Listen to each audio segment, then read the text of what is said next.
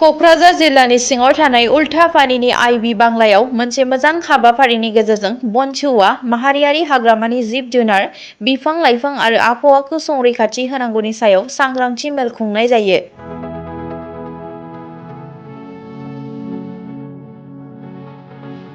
बनसुनि आफादगिरि बनजित मन्जिलनि दैदेननाय सांग्रांथि मेलनि हाबाफारियाव बड'लेण्ड जनजाति सुरक्षा मन्चनि दैदेनगिरि दावराव देख्रेब नार्जारि आरो माखासे दैदेनगिरिफोरनि नुजाथिनायाव उल्थापानि ओनसोलनि रायजो-राजाफोरखौ लानानै सांग्रांथि मेलखौ खुंनाय जायो।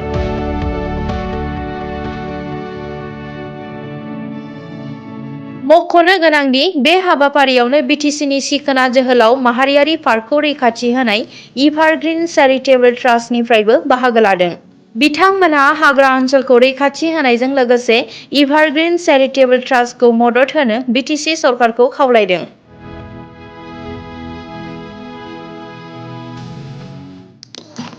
दिनै बर' माहारियारि फरायसा आफादा नैबे उल्थापानिनि आइबि बांलायावहाय दिनै जोंनि एभारग्रिन एनजिअ जे बिथांमोननि रायजो राजाखौ लिंथुमनायावहाय बर' माहारियारि फरायसा आफादा दिनैनि बे एवारनेस प्रग्रामखौ लानाय जादों। बेवहाय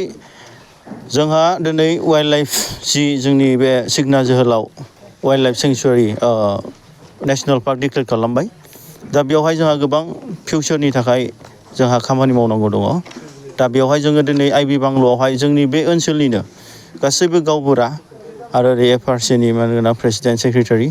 आरो दिनै ग्राम सभानि दैदेनगिरि बिथांमोन, गामिनि प्रेसिडेन्ट सेक्रेटारि गासैखौबो लिंहरनानै जाहाथे फैबाय थानाय समाव जोङो नैबे प्रटेक्सन वाइल्ड लाइफ नेसनेल पार्कखौ जों प्रटेक्सन खालामनो हायो, बेनि बिसय जों गुवारै सावरायनाय जादों बिथांमोनजों। आरो बिथांमोनखौ जोङो हांख्रायदों जिहेथु दिनै जोंनि मिथिंगाखौ आरो दिनै जिब जुनारखौ जोङो प्रटेक्सन खालामनांगोन आरो बेनि गेजेरावहाय जोंहा गोदान हाग्रा सिफायनायखौ जों बन्द' खालामनांगोन। जिहेथु जोंहा दिनै फरेस्ट डिपार्टमेन्ट बिथांमोनहा जेसेबांखि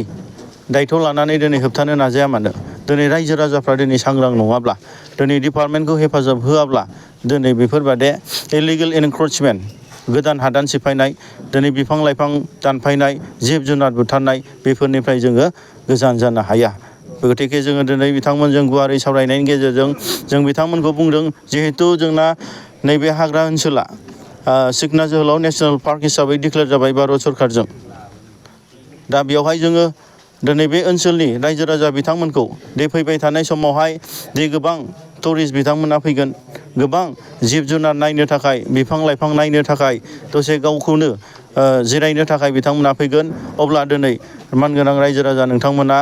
दिनै बे जायगायावनो गोबां न' हटेल होनानै, गोबां दखान होनानै, गोबां गारि मटर दिनै सालायनानै भारा होनानै दिनै न'खर संसार दानो हागोन, बेखौ जों बिथांमोनजों गुवारै सावरायनाय जादों। आरो जों दिनै जोंनि बिटिसिनि मानगोनां EM बिथांखौ जों खावलायदों जाहाथे बे ओनसोलावहाय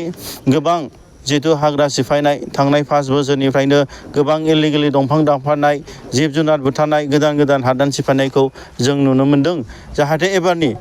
मानगोनां सार जिहेतु गोदानै दायथ' लानाय सरकार बिथांमोनखौ जों खावलायदों जाहाथे बैफोरबायदि इलिगेल हादान सिफायनाय, दंफां दाननाय, जिब जुनार बुथारनाया जानो थाङा आरो बे हाग्रा ओनसोलनि जिहेतु रायजो राजानो थाखाय, रायजो राजाफोरनि थाखाय बे मोनसे थांनानै थानायनि मोनसे लाइभलिहुड, मोनसे मिशन एबा मोनसे स्किम्स बिथांमोननो बानायना होनो हायो। जाहाथे फिउचाराव बिथांमोना दंफां लाइफां दाननानै सोलिनो हाया आरो जिब जुनार बुथारनानै सोलिनाङा, बेफोरबादि मोनसे खाबु सुबिदाखौ होनो हायो। अब्ला बिथांमोना दिनै थांनानै थानायनि मोनसे बेबस्थाखौ मोनो, बेखौ जों खावलायगोन बिथां सारमोननिसिम। आरो बेजों लोगोसे जों खोनानो मोन्दों दे जोंनि बे हाग्रा ओनसोलावहाय माखासे सुबुंफ्रा, माखासे दैदेनगिरि बिथांमोना जे जाय बिथांमोना दिनै माखासे NGOनि थ्रुयै, माखासे फरेस्ट डिपार्टमेन्टनि थ्रुयै दिनै जे हाग्रा सिफायनायनि जि पलिसि षड़यन्त्र, थाखा फैसा दिनै फाइनान्सियेलि सापर्ट, मरेलि सापर्ट होनानै दिनै बानायगासिनो, बिथांमोनखौ जों होनदों नोंथांमोना दिनै बन्द' खालामनांगौ। आरो दिनै नोंथांमोना पलिटिकेलि मा इसु लानानै नोंथांमोना दिनै दावहा नाङो नोंथांमोननि खोथा, नाथाय दिनै हाग्रा बंग्रा जोंनि बे नायल' जाल' सम्पतिखौ जिहेतु फिउचाराव जोंनि उन्दै उन्दै फंबाय बिनानावमोननि थाखाय जि मोनसे गिदिर मोनसे प्रपार्टि दिनै मोनसे दोनजानानै थागोन बेफोरखौ दिनै दंस' खालामनानै दिनै राजनितिकनि दावहा नांनायाव नोंथांमोना बेफोरखौ खालामनाङा बेनिफ्राय गोजानाव था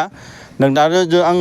दिनै बर' माहारि फरायसा आफादा आं बेखौनो रिकुवेस्ट खालामबावगोन जे जोंनि मानगोनां EM पानिराम ब्रह्म सारनाव जेसेबां चिराङावहाय जि दंफां मिल दं बेखौ गासैबो बन्द' खालामनांगौ दा बेफोरनि थाखायनो दिनै जोंनि साधारन मानसिफ्रा थाइसे थाइनैनि थाखायनो दिनै बेफोरबायदि दंफां दाननायाव सोरबा दंफां बेफारिफोरखौ मदद होनाय जादों जाहाथे बेफोर जिनिसा स्टप जायो बेनि थाखाय दंफां मिलखौ बन्द' खालामनांगौ आरो बे जोंनि रिजार्भ ओनसोलाव थांनानै थानायनि बेब'स्था खालामनांगौ आरो जाय बिथांमोना दिनै बेफोरबायदि राजनितिक लाबालाबनि थाखाय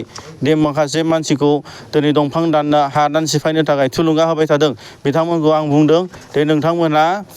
बेफोरनिफ्राय बन्द' खालामनांगौ आरो नङाबा बर' माहारि फरायसा आफादा गोख्रों भाबै दिनै दायथ' लानाय जागोन आयेननि बेब'स्था लानाय जागोन आरो आं आसा खालामदों जाहाथे फैबाय थानाय समाव जिहेथु थांनाय 5 बोसोराव जि हाग्रा बंग्रा दिनै रैखाथि गैयि जाबाय दिनै जिब जुनारा दिनै जोबस्रांलांबाय दंफां लाइफां जोबस्रांलांबाय दिनै बेफोर जिनिसा दानि समावहाय मोनसे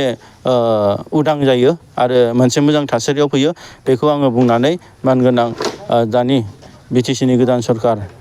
मानगोनां सार बिथांमोननिसिम बुंनानै आं बेखौनो बुंनाय जाबाय गोजोन्थों।